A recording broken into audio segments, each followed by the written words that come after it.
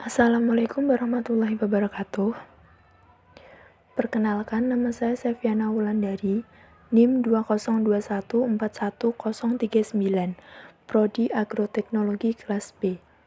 Pada kesempatan kali ini, saya ingin menjawab soal ujian akhir semester Bahasa Indonesia yang dibimbing oleh Dr. Irfai Faturrahman, SPD, MPD. Soal yang pertama, jelaskan pola bentuk gabungan terikat. Tulislah kembali bentuk gabungan terikat berikut ini. Adi plus kuasa, catur plus tunggal, dwi plus warna, ekstra plus kurikuler, kontra plus revolusi, purna plus wirawan, sabta plus krida, sub plus bagian. Jawab.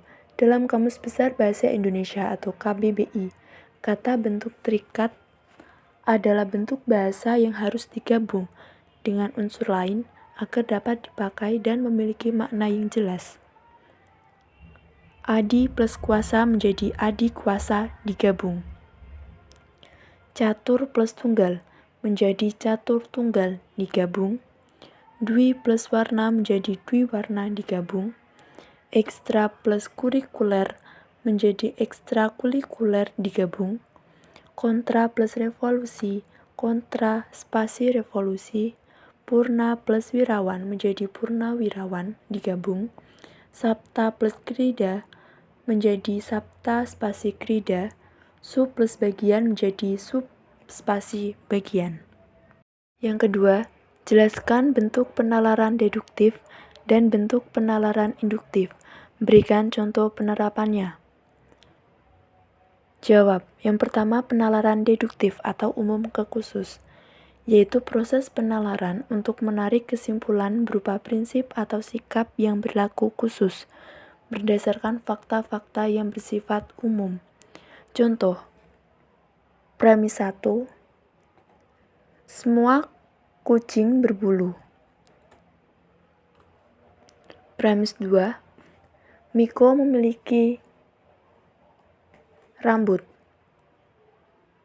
Konklusi, Miko adalah kucing.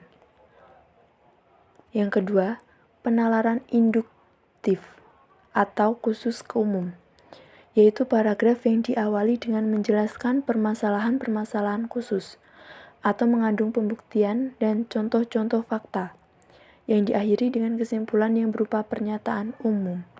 Contohnya, premis 1, Kuku selalu berangkat sekolah pukul 06.45. Premis 2, Kuku selalu berangkat tepat waktu. Konklusi, jika Kuku berangkat pukul 06.45 pagi ke sekolah, dia akan tepat waktu. Soal yang ketiga, jelaskan dan berikan contoh transkripsi dan transliterasi. Jawab. Transkripsi. Transkripsi adalah pengalihan tuturan atau yang berwujud bunyi ke dalam bentuk tulisan, penulisan kata, kalimat, atau teks dengan menggunakan lambang-lambang bunyi. Mantra yang diucapkan seseorang dan kemudian ditranskripkan ke dalam bentuk lontar atau kitab, atau dalam bentuk tertulis lainnya. Berikut ini adalah contoh jangjawokan hasil penelitian Wiwi Kartiwi. Deng deng leo, sima de leo. Deng de leo, malik kati neong. Nenjo aing sia cerik sia ingat ka aing. Nya aing nu boga asihan neleu. Transliterasi. Menurut Kamus Besar Bahasa Indonesia adalah penyalinan dengan penggantian huruf dari abjad yang satu ke abjad yang lain. Dalam tulisan Arab yang tertulis berbunyi wa huwa khair ar-razikin ditulis wa huwa khair ar-razikin. Yang kedua, zakat al-mal ditulis zakat al-mal. Yang ketiga, surat An-Nisa ditulis surat Al-Nisa. Yang keempat, Jelaskan penomoran bagian karangan berikut ini. Perbaikilah jika menurut Anda masih ada penulisan yang salah. A. Program usaha 1. Tahap persiapan program 1.1 Penerimaan warga belajar 1.2 Pemilihan penyelenggara 1.3 Pemilihan ketua kerja usaha 1.3.1 Musyawarah 1.3.2 Ditunjuk. Jawab. Halaman pendahuluan sampai dengan halaman daftar pustaka dan lampiran diberi nomor urut halaman dengan menggunakan angka Arab 1, 2, 3, dan seterusnya. Penomoran diletakkan pada bias atau header sebelah kanan dengan jarak 1 cm dari tepi atas kertas. Pada halaman persiapan dan pada halaman yang tertera judul bab, nomor halaman diletakkan pada bias bawah bagian tengah dengan jarak 1 cm dari tepi bawah kertas. Yang kelima, jelaskan cara penulisan gelar akademik yang benar. Kemudian jawab soal berikut ini. Jika masih salah penulisannya, segera diperbaiki. Bayu Maharani, S, R.M, Pratama, M.M, Dr. Irfai Faturrahman, S.PD, M.PD, Dr. DRS, Muhammad Kanzunuddin, M.PD, Profesor Dr. Ahmad Ulinuha, M.PD. Jawab. Cara penulisan gelar akademik mengikuti aturan yang berlaku dalam EYD, yaitu pada aturan tentang penulisan singkatan, pemakaian tanda titik, dan pemakaian tanda koma. Ketentuan selengkapnya sebagai berikut. Yang pertama, setiap gelar ditulis dengan tanda titik sebagai antar huruf pada singkatan gelar yang dimaksud. Yang kedua, gelar ditulis di belakang nama orang antara nama orang dan gelar yang disandinya, dibubuhi tanda koma. Yang ketiga, jika di belakang nama orang terdapat lebih dari satu gelar, maka di antara gelar-gelar tersebut disisipi tanda koma. Yang keenam, jelaskan penggunaan tanda elipsi, tanda siku, tanda kurung. Berikan contoh penggunaan tanda tersebut dalam kalimat. Yang pertama, tanda elipsi adalah tanda baca yang digunakan untuk menunjukkan jeda pada pembicaraan. Misalnya, kalau begitu, ya marilah kita bergerak. Yang kedua, tanda kurung siku digunakan untuk mengampit huruf, kata, atau kelompok kata sebagai koreksi atau tambahan atas kesalahan atau kekurangan dalam naskah asli yang ditulis orang lain. Misalnya, walaupun mereka menagis darah, aku tidak peduli. Walaupun mereka tanda kurung siku, gis darah, aku tetap tidak peduli. Tanda kurung digunakan sebagai tanda tambahan keterangan maupun penjelasan dalam suatu kalimat. Misalnya, penulisan kalimat dalam bahasa Indonesia harus sesuai dengan EYD atau ejaan yang disempurnakan. Yang ketujuh, berikan 3 cara penalaran induktif meliputi generalisasi, analogi, dan hubungan sebab akibat atau kausal. Silahkan jelaskan satu persatu dan berikan contoh. Yang pertama adalah generalisasi. Generalisasi adalah tentang membentuk ide-ide umum atau kesimpulan dari suatu peristiwa. Contoh, karena saudara datang terlambat, maka saudara akan saya beri hukuman. Maka kata saudara pada kalimat di atas mulanya bermakna sebutan bagi kerabat atau keluarga. Namun, makna kata tersebut telah digeneralisasi sehingga maknanya pun meluas dan menjadi kata sapaan yang lazim digunakan dalam percakapan sehari-hari. Yang kedua, analogi adalah proses penalaran berdasarkan pengamatan terhadap gejala khusus dengan membandingkan atau mengumpulkan suatu objek yang sudah teridentifikasi secara jelas terhadap objek yang dianalogikan sampai dengan kesimpulan yang berlaku umum. Contoh, belajar matematika butuh ketelitian, apalagi ketika mempelajari beberapa bab tertentu yang butuh tingkat ketelitian yang tinggi. Sama seperti kita mencari jarum di tumpukan jerami, ialah hal yang susah, namun bukanlah mustahil jika dilakukan dengan penuh semangat dan konsentrasi.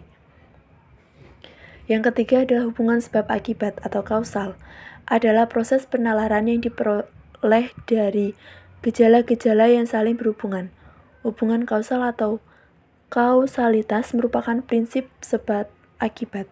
Contohnya, Anwar jatuh saat mengendarai sepeda motor, sehingga kakinya bengkak. Semua pesawat tidak bisa terbang sore ini karena cuaca sangat buruk. Yang kedelapan, jelaskan yang dimaksud silogisme dan berikan contohnya. Silogisme merupakan pola berpikir yang disusun dari dua buah pernyataan dan sebuah kesimpulan. Contoh, premis 1 umum. Semua pemilik mobil wajib membayar pajak. Premis 2 atau khusus, Pak Iwan memiliki sebuah mobil. Konklusi atau kesimpulan, Pak Iwan wajib membayar pajak. Yang kesembilan, apa yang dimaksud dengan konjungsi? Sebutkan jenis konjungsi dan berikan contoh penerapan konjungsi. Konjungsi atau kata penghubung adalah kata tugas yang fungsinya menghubungkan antar klausa, antar kalimat, dan antar paragraf. Kata penghubung antar klausa biasanya terletak di tengah-tengah kalimat, sedangkan kata penghubung antar kalimat di awal kalimat atau setelah tanda titik, tanda tanya, dan tanda seru. Adapun kata penghubung antar paragraf letaknya di awal paragraf. Ada beberapa jenis konjungsi, di antaranya sebagai berikut. Yang pertama, konjungsi koordinatif, yaitu kata penghubung yang menghubungkan dua klausa atau lebih yang memiliki status sederajat, di antaranya dan, atau, tetapi, sedangkan, melainkan, lalu, kemudian, padahal. Contohnya, aku yang datang ke rumahmu atau kamu yang datang ke rumahku. Wulan dan Vindi belajar bahasa Indonesia bersama. Dan Adi masih saja bermain, padahal waktu sudah sore. Yang kedua, konjungsi subordinatif, yaitu kata penghubung yang menghubungkan dua klausa atau lebih, yang tidak sama sederajat. Di antaranya ketika, sejak, kalau, jika, supaya, biar, seperti, sehingga, setelah, andai, bagai, ibarat, karena. Berikut adalah jenis-jenis konjungsi subordinatif, yaitu Vian mulai belajar merangkak sejak ia berumur 10 bulan. Kemudian, jika mendengar kabarnya membuatku merasa gugup. Kecantikannya bagaikan senja di sore hari. Yang ketiga, konjungsi antar kalimat adalah kata yang menghubungkan kalimat yang satu dengan kalimat yang lainnya. Dalam penggunaannya, konjungsi antar kalimat menyatakan makna yang berbeda-beda di antaranya. Oleh karena itu, sebelum itu, namun, akan tetapi, kecuali itu, dengan demikian, sesudah itu, selain itu, sebaliknya. Konjungsi antar kalimat di awal kalimat atau setelah tanda titik, tanda seru, atau tanda tanya. Berikut adalah contoh konjungsi antar kalimat. Yang pertama, Mita memang selalu berbeda pendapat dengan adiknya. Walaupun demikian, mereka tetap menyayangi. Yang kedua, Rina selalu membantu temannya yang sedang kesusahan. namun ia selalu dikucilkan di dalam kelas. Pagi tadi, ibu membeli apel, mangga, dan jeruk di pasar.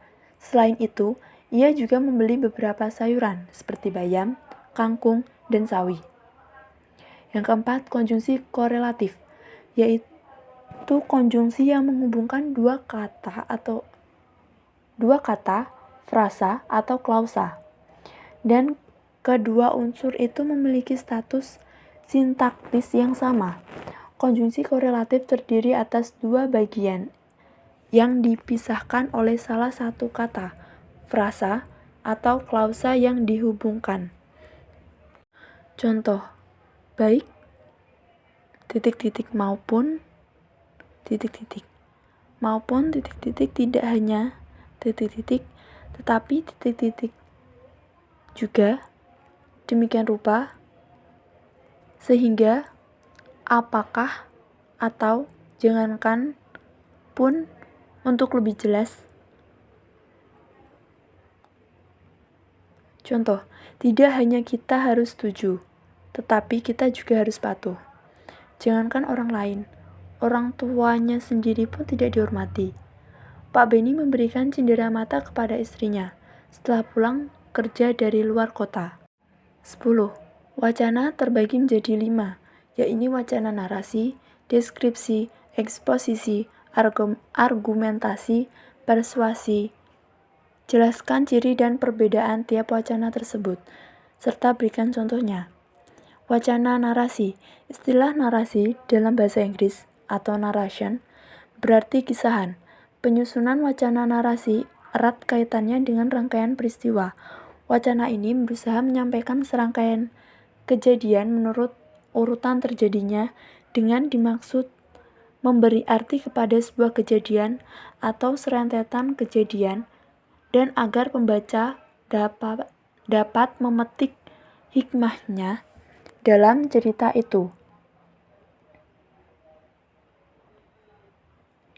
Ciri-ciri wacana narasi.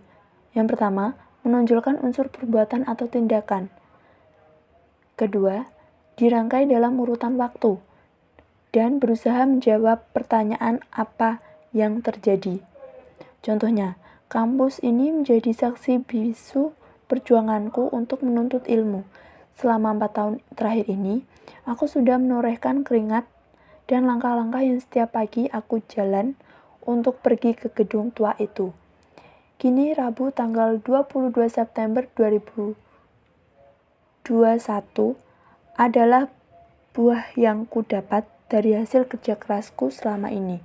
Aku lulus. Sekarang aku bisa tersenyum dengan bangga.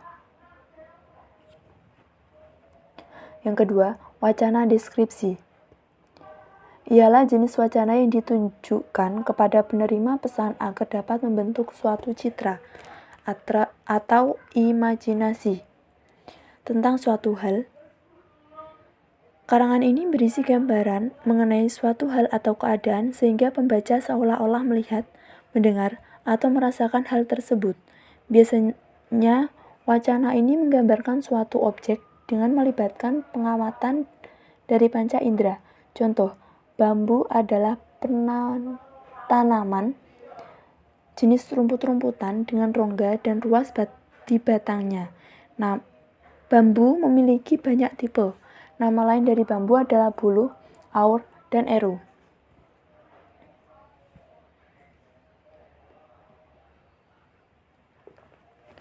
Yang ketiga adalah wacana eksposisi, merupakan jenis wacana untuk sesuatu hal kepada penerima atau pembaca agar yang bersangkutan memahaminya.